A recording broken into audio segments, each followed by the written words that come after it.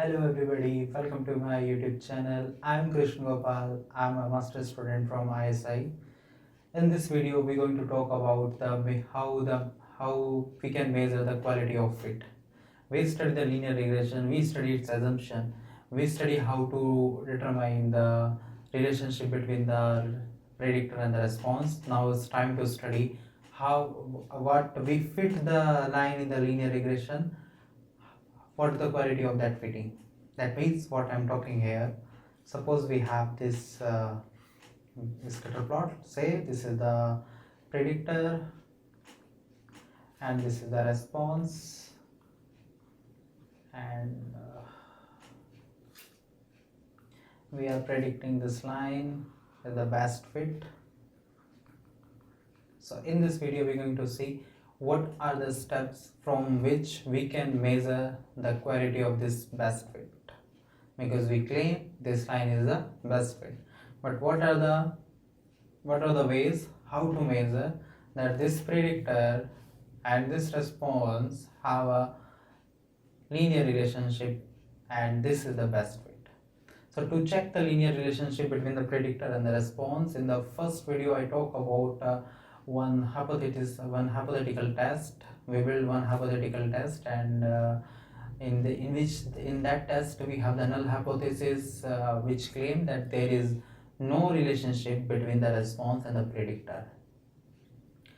And I also told about that if we have we build the t statistics in that is a beta 1 divided by standard error of beta 1, and if the absolute value of t1 is larger or p value is smaller, then we are able to reject null hypo, which actually claim there is no relationship.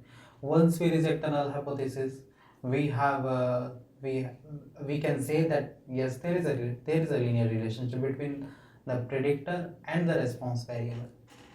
So this is the first way, but this point actually assume that the errors in the linear regression line, how we define the linear regression line, that is a y is equal to beta naught plus beta 1 x plus epsilon. This error should follow the normal distribution with mean 0 and a constant variance sigma square. So under this assumption, we have this test. We can perform this test to check the predictor is linearly is linearly related with your response. Come to the second point.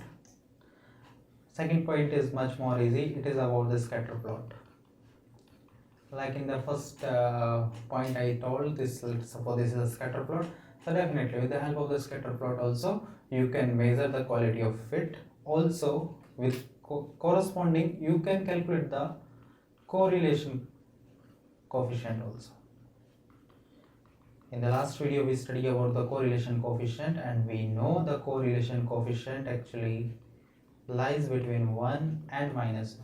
If it tending to 1, we have the strong correlation. If it tending to -1, we have the weak correlation between the x and y. And to make valid this second point, we need the linearity assumption in dataset. Linearity assumption in the dataset. So this is the second point. The most important, the third point, which is the major focus of this video. Before I introduce it, I would like to give one example to explain the third point. Let us suppose I have one bar, and I have the bar earning,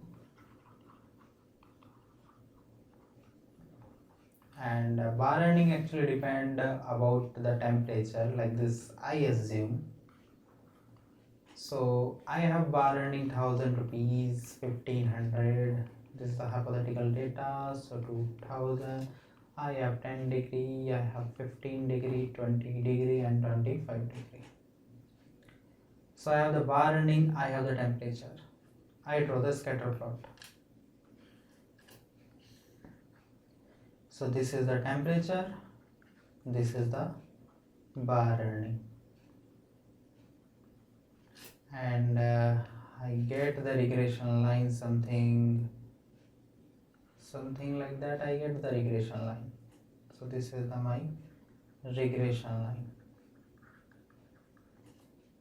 This method is red, and I calculate the average value of my earning. So the average values, suppose this line is here, this is my y bar, and my actual observation y is here. This is my estimated, because this is my regression line which I estimate. So this is my y bar, and this is the y average.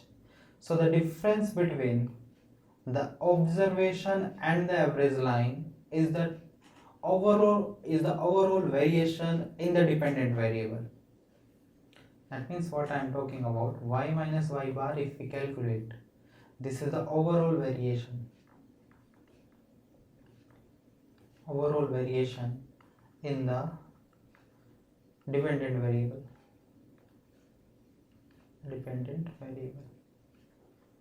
Also, the overall variation we define as the SST, that is the sum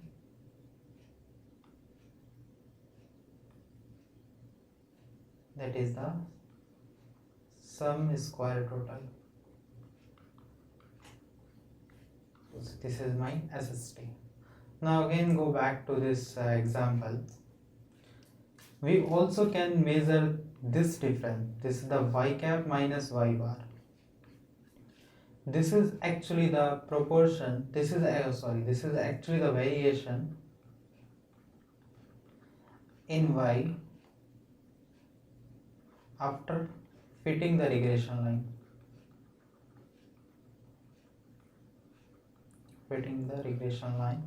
And we denote this as SSR, that is the sum square regression. And this is which is one most common, this is the error, because it is a y minus y bar. This is the observed, this is the estimated. So the difference between the observed and estimated is known as the error, denoted with SSE. So one thing is clear, this is my SST. So now the SST is break into the two things. One is SSR plus one is SSE. Also, one easy way to understand, let us suppose this is my observation. Let us suppose this is my estimated value. I can write like this. Yes, this is my observed, this is my fit, this is my error. Also I can do like this. There is no effect on this equation. So what is this? If I do the summation and I do the square, this is my SST, this is my similarly SSR, this is my similarly SSE. Okay, so the SST is divided between the SSR and SSE. Not divide actually. SST is actually the sum of SSR and SSE. Also we can define the SSR divided by SSE. Sorry, SST. My bad. SSR by SST is the proportion in the overall variance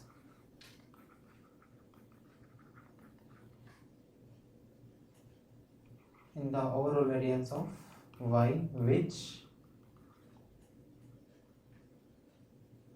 actually encounter due to x.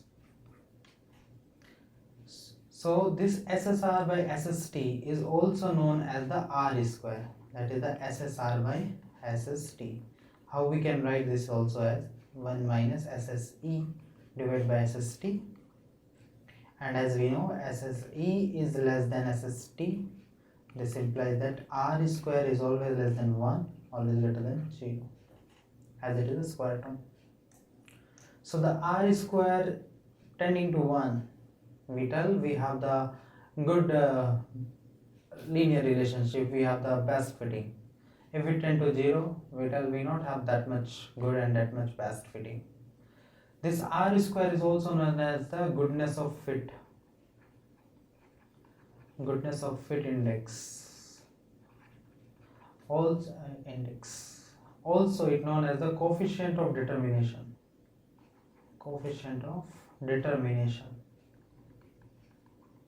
Because it actually determines the total variation in y due to the x, so that it's known as the coefficient of determination. So this is our r square. R square play a major role in the model validation also. This is actually a one type of regression matrix, but in the next video we will talk about what is how we use the R square in the model validation, and that's all. In this video we see the 3 points. One is the hypothesis test, one is a scatter plot with corresponding correlation coefficient, third is that you can calculate the R square, that is the SSR divided by SST. So from these 3 points we can measure the quality of fit. Okay, so this is what in this video. Thank you for the watching this video, and be safe. We will meet soon in the next video. After that, thank you.